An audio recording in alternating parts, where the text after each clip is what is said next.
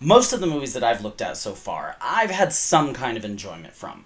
Whether they were my second favorite movie of all time, or they were just so damn bad that they were good. This is not one of those films. And no, I don't own this movie. Remember that I said probably. It was a rental. I am Brandon Scott Jensen. I am a year-old, Gnostic, bisexual, polyamorous, bear cub, working on becoming a muscle cub, comic book artist and script supervisor, and I am obstreperous as f***. This is me ranting about one, or more, of my more than 3,000 DVDs and BluRays, my thoughts, a look at some of the extra stuff you may have skipped, and sometimes exclusive behind-the-scenes stuff, because I work in film, I know people, and I want a reason for this show. So stay tuned. As these are movies that I own, it may be mostly a big love fest. Mostly.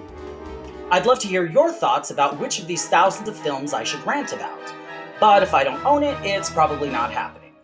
That said, let's do this. Alexander Payne is the worst filmmaker of all time. I mean, okay, wait. There's gotta be worse. I mean, maybe porn? No! Honestly, I've seen porn that is written and directed better than his films. How the hell has he convinced so many people that he deserves to be taken seriously and given millions of dollars to create the garbage that he spews out and have people pay money to watch his movies? My introduction to Alexander Payne was the movie Election. This was years ago.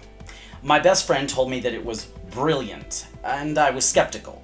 But then he convinced me to watch some other movie that I was skeptical about, and I ended up loving it. I think it was Gladiator. So I was like, what the hell? It's about some epic bitch played by Reese Witherspoon who gets everything she wants in life and never gets any comeuppance, while Matthew Broderick, he's like a teacher or something. I don't know. He hates her for some reason. It's been years, and I genuinely do not care. What I know is that it took a long time for me to even be able to watch anything with Matthew Broderick, who I worked with very briefly on a TV show. Or Reese Witherspoon, because that movie was so ridiculously horrible that it made me angry that I had wasted my time watching it. I mean, thank the gods I didn't have to pay money for it, but I still felt like my time was stolen from me. And the more I thought about it, the angrier I got. Then, I don't know, months later, maybe years, I somehow stumbled on the very beginning of a movie called Citizen Ruth, and I watched that. It's about a woman who wants to get an abortion, and that decision divides a small town between pro-abortion and anti-abortion. And, I wasn't angry at the actors this time, but I was angry at myself for wasting my time watching it. Thing is, people on social media are constantly thinking that I am getting angry. They think they can read me. People tell me I need to calm down, when in reality, I'm usually more like, go to hell, you ridiculous moron. Is 3 exclamation points too many? A couple more. Send.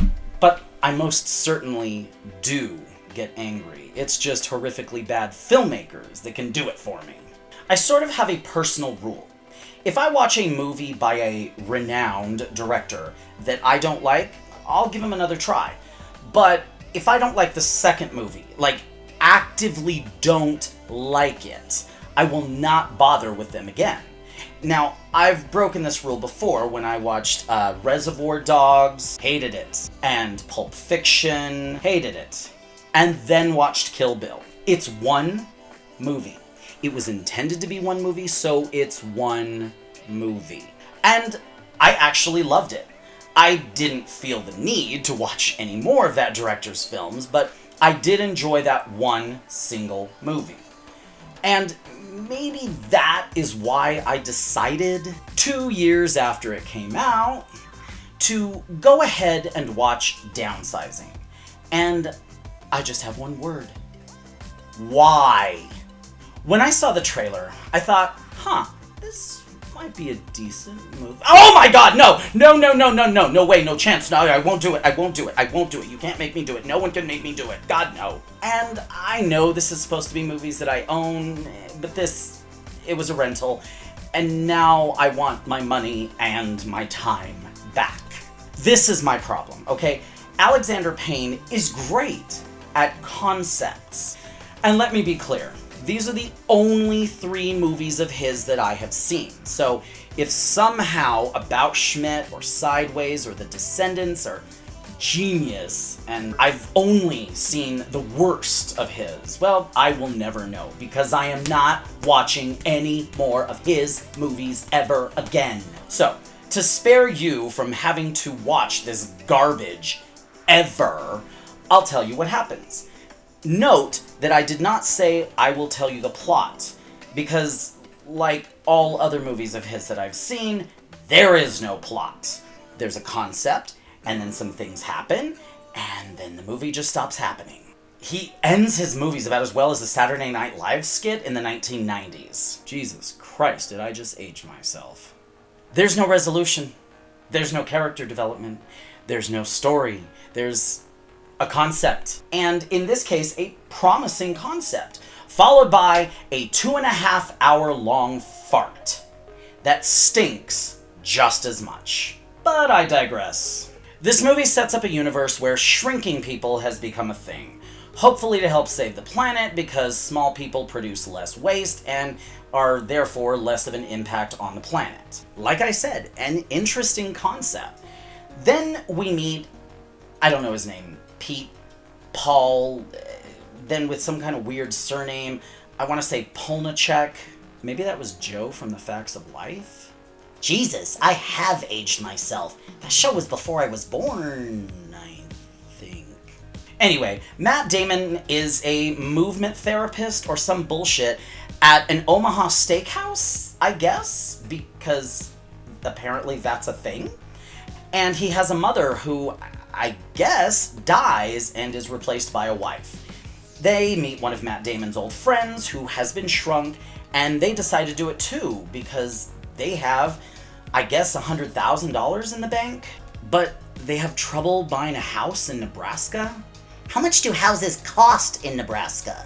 Which translates to $12 million when shrunk, and that does check out, but the wife bails at the last second while he goes through with the procedure, and they get a divorce.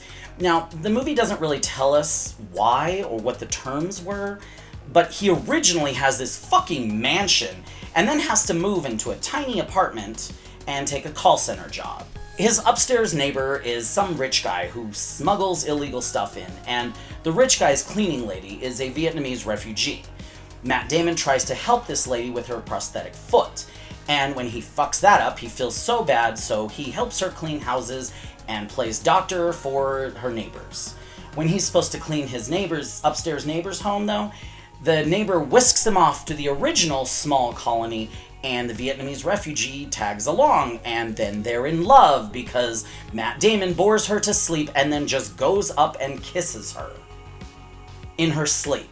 'Cause that's not creepy as fuck. Then we find out that something about the glaciers breaking and causing methane gas to speed up global warming. Which is apparently real, but this movie still gets it wrong, according to experts. So the world is gonna end, and this original colony has, like, a way to live underground, which Matt Damon is all about, but he finds out that the hike to the new colony is really long, and he's tired. So he's just like, fuck it, I'll settle for the Vietnamese refugee instead, because it's a movie, so obviously he's in love with her after they had sex. And that is definitely how sex works in real life, kids. Then, Jesus Christ, it's been 10 minutes since I've finished watching this movie, and I don't remember the ending, but that's Alexander Payne for you! Then the movie just stops happening.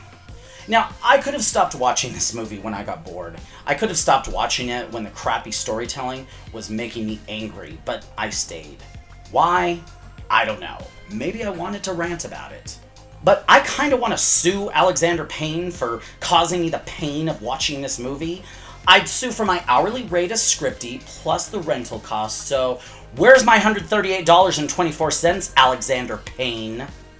Did you watch my gay pride mini rants? If not, I'll link one here.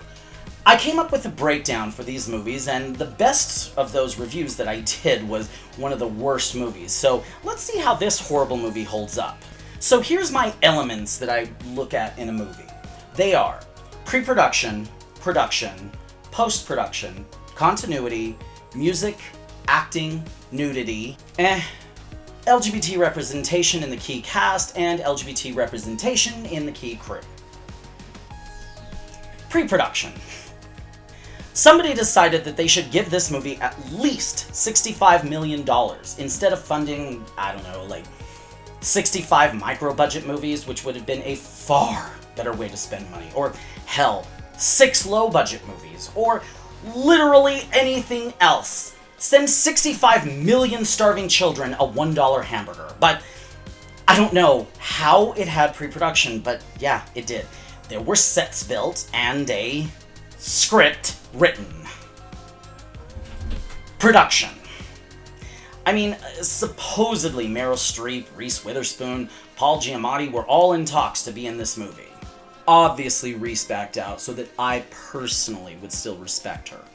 So yeah, big names were involved, and Matt Damon is no slouch. He certainly tries his best with this script, and he might have been what kept me from throwing my shoe through the TV, so thank you, Matt Damon, for saving my TV from my wrath. There were a couple of cute gags in the beginning when I actually thought this movie might be good. Though, the way he had a mother for 2 seconds and then a wife for 4 seconds should have given me a clue as to what a shit show I was in for. Post-production. I would not be the first person to point out that this movie was 2 movies stitched together, but I can't blame the editor for this. Even if it's the same editor for all of Payne's movies and TV shows. The editing itself is fine. And as I alluded to, the beginning looked promising, but Citizen Ruth also looked promising. Election was a lost cause from the word go, as both films asked an interesting question. They just didn't answer it. Continuity. Honestly, this was fine. Rebecca Robertson, you also did Election and some of Payne's other movies, but yeah, I can't blame you for this mess. You did fine. Music. Okay, the music, honestly, it sort of sounded like it was written by a talented composer who didn't know what he was writing for. It always sounded like something bigger. No pun intended. This movie does not deserve puns. Should be happening. I would swear that the score was written blind, but that's just not possible. Acting. Okay. As someone who has worked in film for years, I can tell the difference between a good performance completely from an actor and a good performance because of the director. Damon gives a good performance as an actor. The rest of the cast seem to have relied too much on their director because even people who have turned in good performances like Kristen Wiig and Jason Sudeikis in other projects, they're not good here. And like Hong Chau, the refugee woman with whom Matt Damon falls in love, she's such a parody of women of Asian descent. I feel like the song We Are Siamese from Lady and the Tramp was more culturally sensitive than her character. And that's not the actress's fault. It's Payne's, but no one seems to want to talk about that. They just want to throw awards and nominations at her instead. Okay, whatever. Nudity. Well, there is nudity in this. When people are shrunk, they have to be naked, shaved, and all inorganic parts of their body removed. It makes sense. It's not really gratuitous, except when the guys are all naked in the shrinking room oven thing. And this... He's not a nurse. Maybe it was a woman? I don't remember. But this person's, whose I guess job it is to remove everyone's blanket, he just, whips them off, one by one, in the most dramatic fashion possible. Then there's, side nudity and a bit of full frontal nudity, but with everyone fully shaved, it is definitely not sexual. unless that's your kink. LGBT representation in the key cast and LGBT representation of the key crew, none. None at all. At least not openly. And that's fine. We don't need this movie. My community has suffered enough. While I want to encourage people to contribute to my Patreon and like and share this video, I think that you should have to suffer like I did watching this burning trash heap of a film. So let me just tell you that this movie was bad on many levels. No plot, no character arc, no character development, no point for this movie to exist.